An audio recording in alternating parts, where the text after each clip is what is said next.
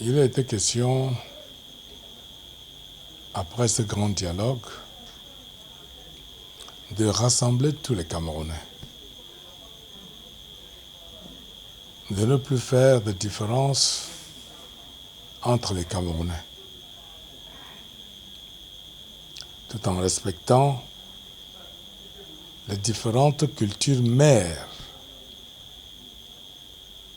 qui sont acceptées dans notre pays, notamment la culture british et la culture française. Le grand dialogue n'avait pas pour but de faire disparaître ces cultures, ou l'une d'entre elles, mais plutôt de les préserver tout en maintenant l'unité nationale. Ce qui, pour le pays, est une grande richesse, de se retrouver avec des cultures diverses, mais acceptées par les Camerounais. C'est une grande richesse. Maintenir l'unité à travers l'existence de ces cultures, c'est une grande richesse. Et c'est la raison pour laquelle nous avons pu nous rendre compte que l'État a créé des structures pour promouvoir le bilinguisme, le multiculturalisme, c'est-à-dire l'acceptation de toutes les cultures, aussi bien celles qui sont locales que celles qui ont été importées et qui sont partagées par les Camerounais. Sur ce plan, je pense que le grand dialogue a connu un succès, continue à en connaître. Et d'ailleurs, il n'y a que à voir ce qui se passe à travers le Cameroun. Aujourd'hui, dans la partie dite francophone, il y a une multiplication des écoles à système anglophone. Le système anglo-saxon prend beaucoup d'ampleur au Cameroun en ce moment. Les Camerounais veulent voir leurs enfants bilingues. Tout ceci est le résultat de tous ces travaux, ces décisions, ces mises en application, de toutes ces décisions qui ont été prises lors du grand dialogue national. Et je dis pour moi, c'est quelque chose de hautement positif. La multiplication de ces écoles dans des zones anglophones, francophones, c'est quelque chose de hautement positif. Cela va favoriser le bilinguisme, cela va favoriser ce brassage de cultures et donnera naissance à un nouveau Camerounais. Pas ce Camerounais qui ne parle que français et de l'autre côté ce Camerounais qui ne parle qu'anglais. Nous aurons donc la naissance d'un nouveau Camerounais bilingue, parfaitement bilingue. Donc sur ce plan, je pense qu'il va sans dire que le grand dialogue a marqué des points sur ce plan-là.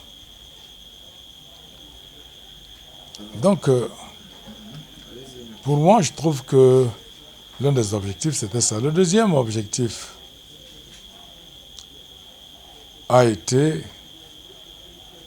de maintenir sur le plan judiciaire le concept british et aussi le concept francophone. Aujourd'hui, la common law fait partie intégrante du système judiciaire camerounais. Reconnu. Même si avant, ce système était appliqué dans des zones anglophones, bon, mais cela battait de l'aile. Maintenant que l'État a pris conscience du fait qu'il faille laisser que les Camerounais d'expression anglophone puissent jouir de leur système judiciaire, cela s'est amplifié. Et c'est aussi une très bonne chose. C'est aussi une très bonne chose. Quant au vivre ensemble, l'un des objectifs autres de ce grand débat. Les francophones accueillent des masses d'anglophones qui aujourd'hui fuient des zones, qui ont fui des zones nord-ouest, sud-ouest. Nos frères anglophones sont accueillis partout, jusque dans le sud. Vous les retrouverez partout aujourd'hui, avec des écoles. Pas seulement qu'ils aillent chercher du travail, qu'ils aillent chercher la paix, mais je dis implantés avec des écoles à système anglophone. Et ils sont bien accueillis par les populations locales. Ce vivre ensemble est une réalité au Cameroun aujourd'hui. Ceci est aussi à mettre à l'actif, au crédit du grand débat national. Ce vivre ensemble, il se vit aujourd'hui. Les anglophones, nous, les Camerounais, d'expression purement anglophone et ceux d'expression purement francophone, eh bien, se brassent. Ce brassage, il se vit. Et dans la paix, dans le vivre ensemble, est l'un des fruits. Certes qu'il existait déjà, mais aujourd'hui, avec ce grand dialogue, je pense qu'il a bien pris de l'ampleur, bien plus pris de l'ampleur. Dans les objectifs, pour moi, du grand débat national, eh bien, sont atteints. Certes que,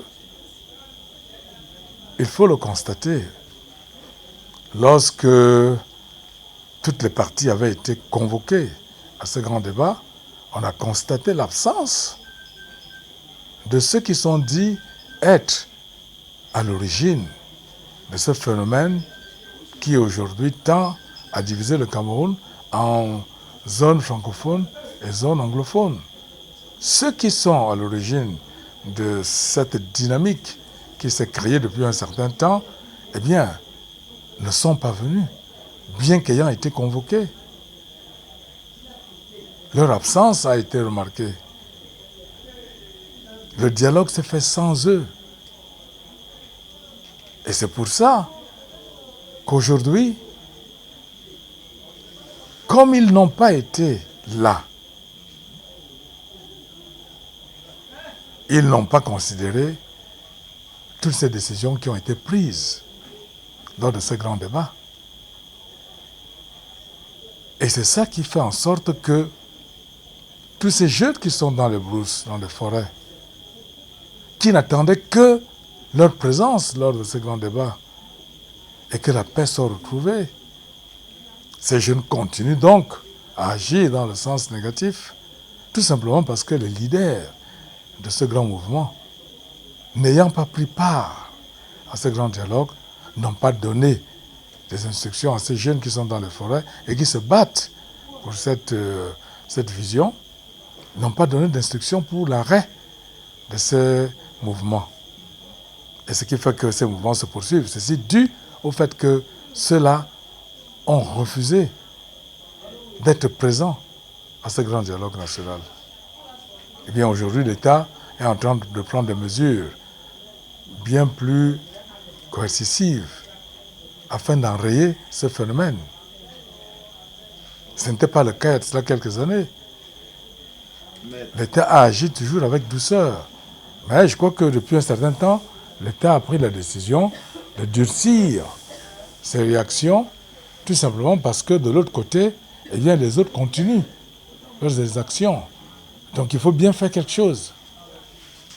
Donc moi je crois qu'en gros, le grand dialogue, les résultats que nous attendions sont là, mais il faut prendre en compte que l'absence de ces leaders aujourd'hui impacte encore sur la vie au Cameroun parce que ces leaders n'ont pas donné des instructions à ces jeunes qui se battent pour leurs idéaux d'arrêter ce combat. Il faut donc arriver à résoudre ce problème. Cette problématique est d'autant plus importante que aujourd'hui, quand nous regardons sur le plan économique, les régions du nord-ouest et du sud-ouest sont réellement impactées économiquement. Réellement impactées économiquement par cette mouvance qui a pour but de diviser le Cameroun. Lorsque l'on fait l'état des lieux, on va se rendre compte d'une chose. C'est que les populations du sud-ouest et du nord-ouest souffrent. C'est la raison pour laquelle elles quittent leur localité pour aller vivre ailleurs. Elles souffrent. Donc, aujourd'hui, y a-t-il des forces qui freineraient l'action du gouvernement pour rétablir la paix dans le pays? Oui, il y en a. Il y en a. Il y en a. Vous savez, l'on agit toujours le plus souvent par intérêt. Ceux qui ont intérêt à ce que cette réalité perdure, eh bien, ils vont continuer toujours à agir pour que cela perdure. Il faut donc poser la question plutôt, quels sont ceux qui ont intérêt à ce que cette situation perdure dans le pays? Eh bien, il y a des pays étrangers. Il y a des pays étrangers qui aimeraient avoir leur force s'établir au Cameroun. Le Cameroun devient de plus en plus indépendant. Non seulement sur le plan politique, parce que vous savez, nous avons un chef d'État qui a beaucoup de personnalité et qui n'accepte pas des influences qui pourraient amener le Cameroun à faiblir sur le plan international. Nous avons un chef d'État sage. Et il est combattu. Donc, ceux qui veulent voir notre chef d'État en difficulté vont agir dans le sens d'encourager plutôt cette dynamique qui pourrait aboutir à une partition du Cameroun. Et vous savez que l'une des missions régaliennes d'un chef de l'État, c'est de préserver la paix, de préserver l'intégrité territoriale. Si donc aujourd'hui le Cameroun se faisait amputer de l'une de ses parties, qui va en être accusé? Ce sera le chef d'État. On va lui dire que tu n'as pas su défendre le Cameroun. Donc ceux qui ont intérêt à ce que ce mouvement qui aujourd'hui se complique, tout simplement parce que les gens n'ont pas cette volonté de l'arrêter, eh bien c'est ceux, je crois à mon avis, qui ont intérêt à voir le président Paul Biya partir. Vous comprenez ce que je dis? Ils vont attiser ce mouvement, bien que peut-être dans leur fort intérieur, qu'ils n'apprécient peut-être pas, qu'ils n'apprécieraient peut-être pas ce qui se passe dans le nord et le sud-ouest, mais tout simplement parce qu'ils sont contre le président de la République, ils vont chercher à créer des désordres, afin que cela atteigne ainsi le président de la République sur le plan politique, l'affaiblissant ainsi. Donc voilà, moi je pense qu'aujourd'hui, ceux qui se font obstacle sur le chemin de la recherche de la paix, de l'intégrité nationale, eh bien ce sont ceux qui veulent voir le président partir. Oh, déjà, je crois que nous devons tous œuvrer pour la paix, nous devons tous œuvrer pour l'unité nationale, nous devons tous défendre notre pays par tous les moyens. Nous devons défendre l'intégrité territoriale de notre pays, la paix par tous les moyens légaux. Mais je voudrais quand même que les Camerounais sachent que nous tournons en rond.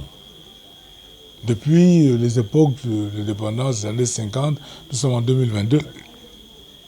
Le chef de l'État, Paul Biya, a fait beaucoup.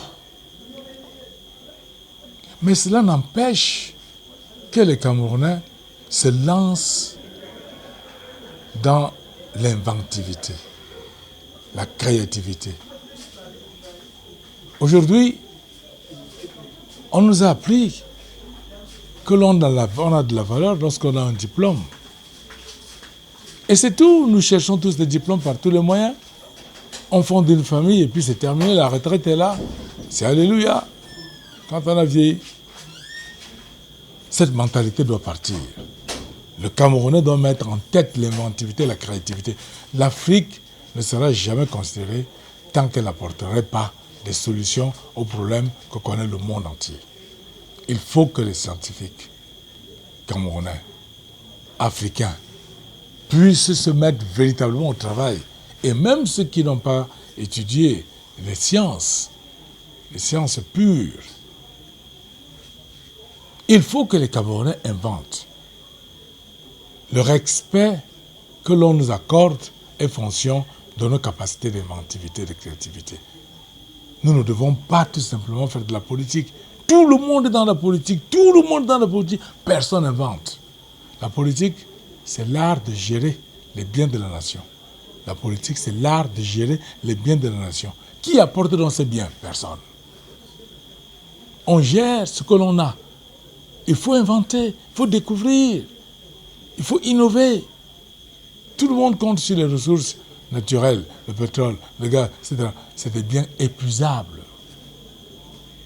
Par contre, quand tu inventes, l'autre invente, ces biens-là ne s'arrêtent pas. Le cerveau ne s'arrête pas d'inventer. C'est des biens que nous pouvons avoir. Nous avons tous des cerveaux, nous sommes tous intelligents. Les Camerounais, je les exhorte à l'inventivité et à la créativité. J'exhorte les Camerounais à ne plus passer tout le temps de leur vie à parler politique. Ça ne sert à rien. Il faut apporter, il faut résoudre des problèmes. Si vous faites de grandes inventions, ces inventions-là rendraient votre pays bien plus respecté ailleurs.